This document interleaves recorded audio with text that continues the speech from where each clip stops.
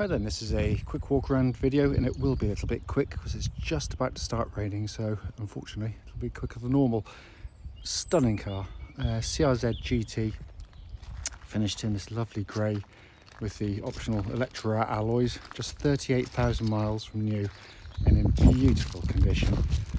Front of the car you can see lovely and clear, and there's a couple of really minor touch-ins, I think just one just there, but literally the bonnet, can't see a stone chip on at all. It's gorgeous styling, it really is. Near side, wonderfully clean.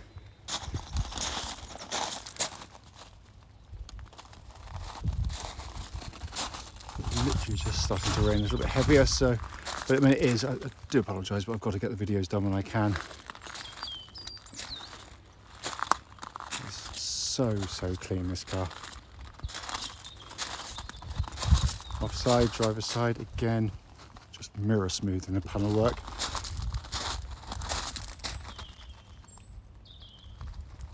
It is exceptional, so it's just very low mileage, wonderful service history attached to the car, and certainly going to go into anyone's collection or for use. Coming to the back of the car now, seats up, you get a good sized boot area. Forget the fact that they claim this is a 4-seat car, because it isn't. I mean, look at that, it's ridiculous. Just drop the seats down, the rear seat down, you end up with a 2-seater with a massive boot. It's coming inside now, all in absolutely beautiful condition in here. Let's come around on the driver's side, again, absolutely wonderfully clean. So inside the car now, engine's running this section as is always the case, so the dash can be seen illuminated. Dashboard just looks absolutely is new. It's in simply gorgeous condition. And you get this wonderful view as a driver. I mean, that is sensational. And in sport mode, if I press a button, you get that lovely red hue around the speedo there, but amazing. Finally, just to show you, owner's manual, pack and lock and wheel nut key, both here and present with the car. Right then, this is a quick road test video, and this is for a Honda CRZ, and it's the top of the range GT model. This particular car is registered HY13XNK, and with a mileage of 38,105 recorded only. The reason we do all of our videos, and especially, as I always say, this road test section, is because we want to make sure that if anyone's online looking at the car, they actually get to see the very car advertised in operation. And the reason we feel it's important is very simple. We've been to see far too many cars over the years which have looked absolutely fine in photographs and descriptions, only to get there and find out that when we've got there and driven it, a fundamental issue shows up whilst driving. So that's why we do it. Also done on these very quiet country roads very close to our premises. And this actually forms part of the road test route we take our customers on, so hopefully then it'll be representative of what you'd feel yourself should you be offered a test drive in the car. Fortunately, it's a biblically horrible day today, but notwithstanding, I've got to do the videos as and when I can. The car's been unbelievably well looked after throughout its life. Only with the mileage it's done, it's actually been serviced 9 times. All of which, apart from one from memory at least anyway, have been done by the Honda dealers, and it's only just been serviced by them, so in fact less than 50 miles ago. So clearly very well looked after, and without wishing to be a complete spoiler, it's exactly what you'd expect. It's utterly faultless in the way the car drives. But to go through the car, as I always do, starting with the engine and hybrid system, because it's all part and parcel of the same thing. Press the button, car whirs silently into life, without any warning lights on the dashboard at all related to the engine or any other part of the car. It's absolute genius, the hybrid system, because it is. Some people think if you're buying a hybrid, you know, what I've got to worry about, am I going to run out of battery, am I going to do this, am I going to do that? Nope, it's exactly as if you're driving a normal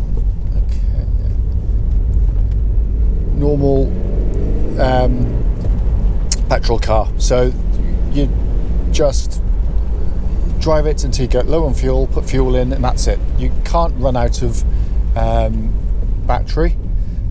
It won't do that. Quick, it's been a bit of a day of it today. It basically, it just replenishes itself each and every time you hit the brake pedal, back off the throttle, and that's it. It's as simple as that. It's just incredibly clever, and bulletproof reliable, absolutely incredibly so.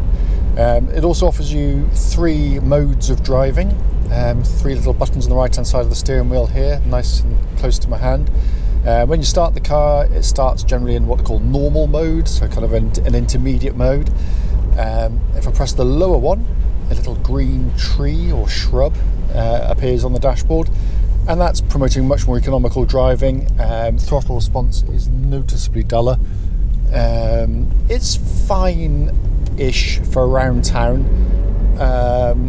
less so on the open road. It just makes the car feel too slovenly in terms of throttle response. But if you put your foot down hard, it goes, but that initial throttle feels very, very sort of subdued indeed. And then you've got the top button, Sport, red hue around the speedo in the middle. Instantly feel the throttle response is completely different. As I say in all the CRZ videos, sort of repeat myself, do apologise. I've owned numerous of these.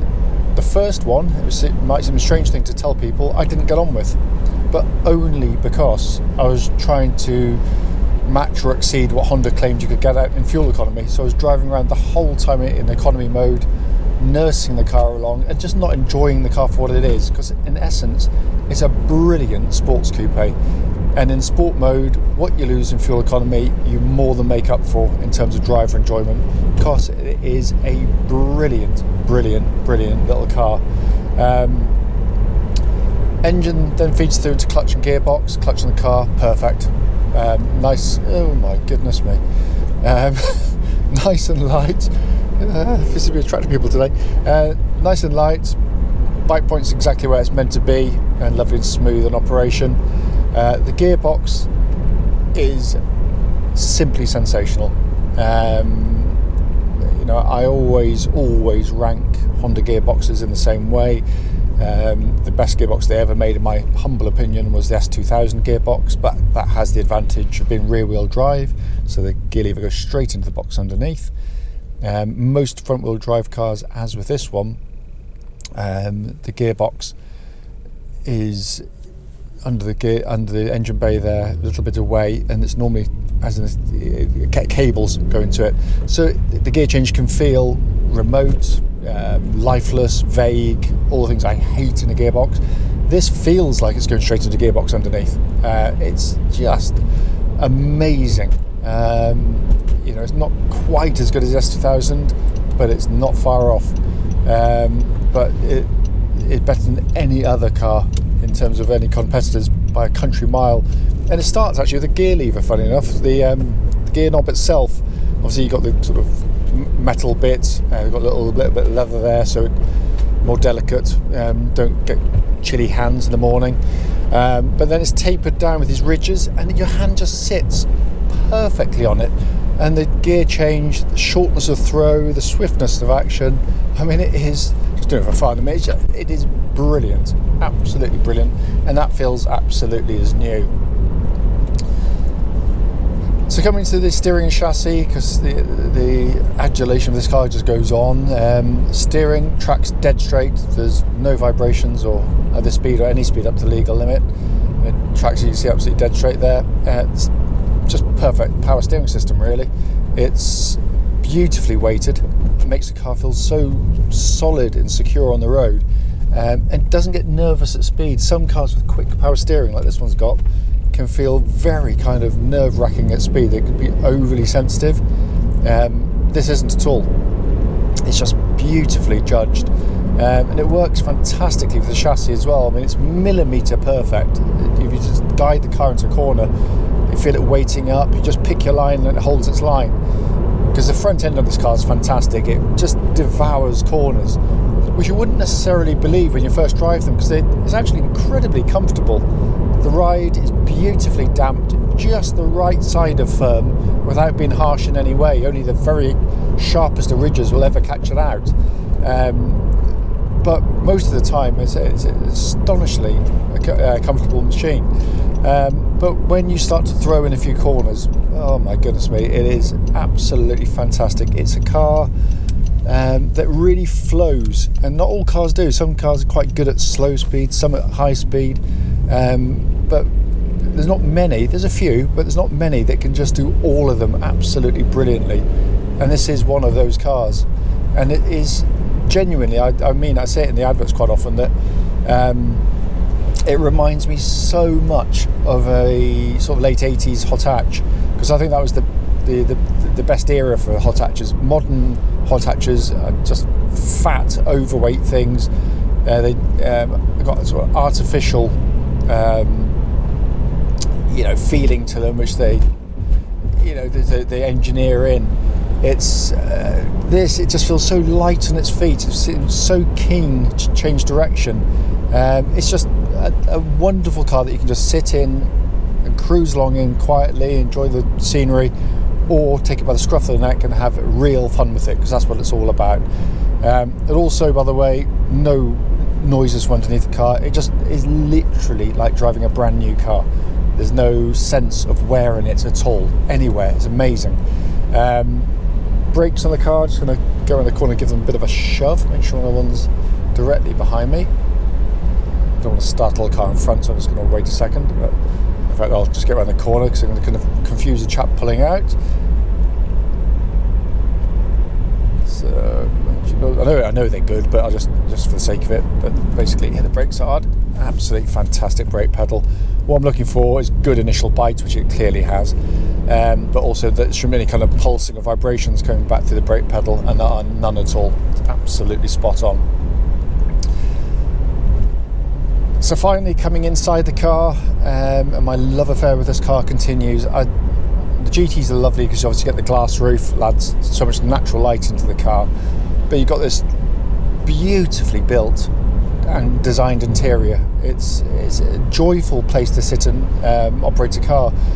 No squeaks or rattles, beautifully bolted together, really nice finish inside the car. You've got the two-tone with the plastic upper dark silver sort of lighter trim underneath.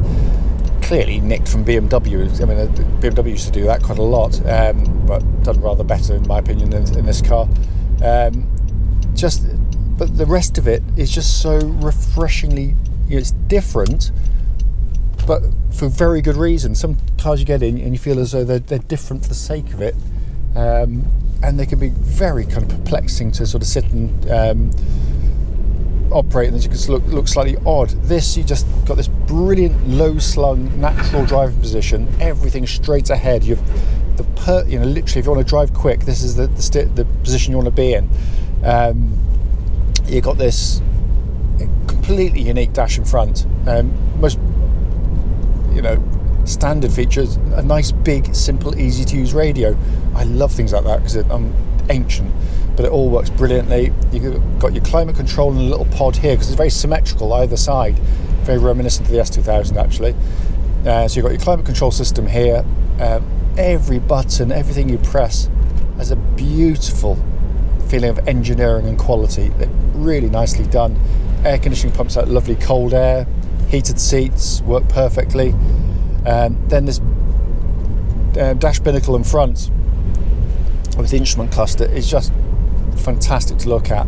It reminds me of the sort of 90s arcade with the sort of colours, the way the information's displayed to you. It's a car that I guess, and I've owned, that when you get into, if you've got passengers, they all comment, they all are very warm about what they say. Most people sort of love this interior because it's so different, but it is completely usable. It's there not just to look pretty, but to be ergonomically sound, and it is. All these little buttons are just within fingertip control, which is exactly what you want. You just want to concentrate on driving and nothing else.